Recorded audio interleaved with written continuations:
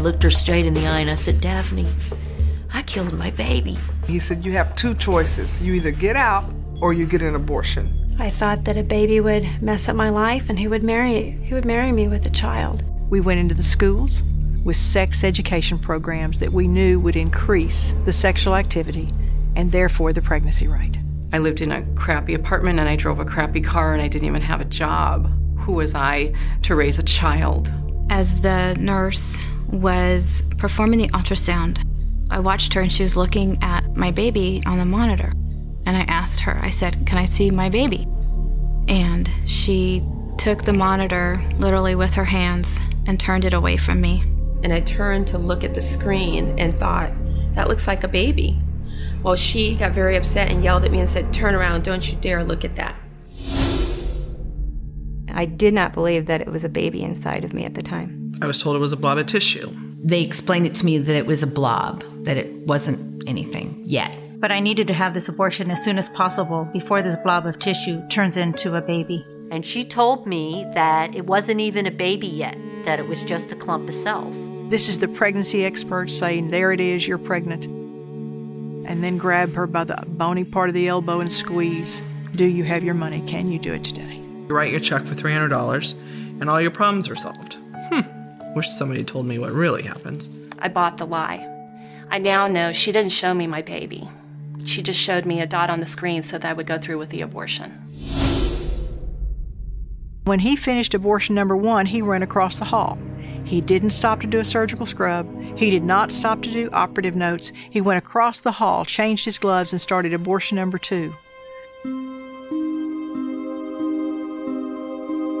And a very motherly type woman put her arm around me and walked me down the hallway towards the room.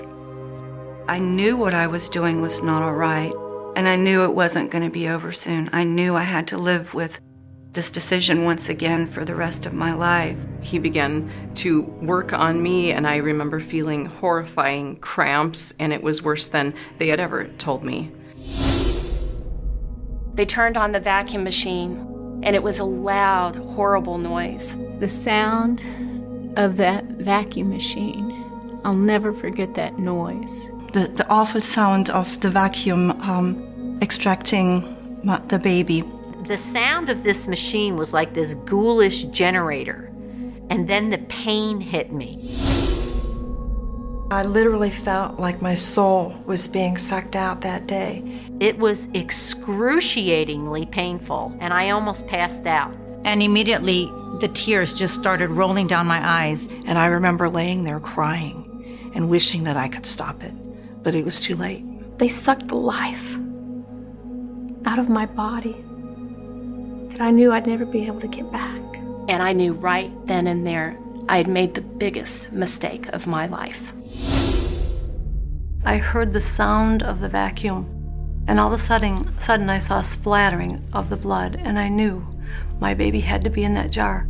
And that memory burned in my mind because I realized that was the only remains of the child that I had had inside of me. And I heard one nurse say to the other nurse, "It's twins." And then she took the trash bag and she tied it in a knot and she walked out with the twins in that trash bag. I was hysterical. I was crying, and for the first time, maybe because I was heavily medicated, I felt free to call out and say, you know, it was my baby, it was my baby. I knew deep inside of me that what I had done was take the life of my own child. That opened my eyes to what abortion really was, and I knew that when I walked out of that abortion facility that day that I would never have anything to do with abortion ever again. All the feminists said is my body, my right. This was going to help me. Why didn't I feel that way? They said my life would get back to normal again. It's never been back to normal again. The grief and trauma and shame that we as women deal with this choice, I wouldn't wish on my worst enemy. I had nightmares. I became depressed.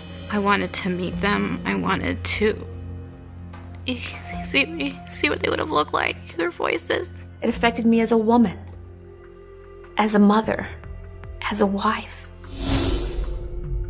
It finally just get to a point where I no longer wanted to live. I felt I could no longer go on. In the middle of the night, she woke up and she was just crying. And I looked in her face and I just saw terror. I began to have suicidal thoughts, and I made a suicide attempt. I turned the gas on in the oven, and thank God a friend came to the door. I tried 2 other times to kill myself as well. There's not enough tissue in my office to handle the tears of the women when they realize that they may have killed the only baby that they will have. The doctor told me that because of all of that scarring in my uterus from the abortions, that I had been left infertile and that most likely I would not become pregnant again. I was 16 when I had my abortion. I'm 48 now, and I'm still coming to terms with the fact that I'm never going to have children the normal way. I lay on the table and started thinking, how am I going to tell my husband that I'm not going to be able to have children with him? It was the reality of knowing that the only 3 children I would ever bear, I killed. I thought many times, well, I won't be able to be at my little girl's first birthday party. I won't be having those father-daughter talks. I won't be able to take her to school the first day or walk down the football field at homecoming. I'm going to miss those occasions. I would just encourage any woman that found themselves in the same situation that they would really think twice about it, and that they wouldn't let fear lead them to make a decision that they would regret the rest of their life. You don't want to live a life of regrets, wondering what your child looked like, wishing you could hear their laughter, because one day you will experience that if you choose to give your child life.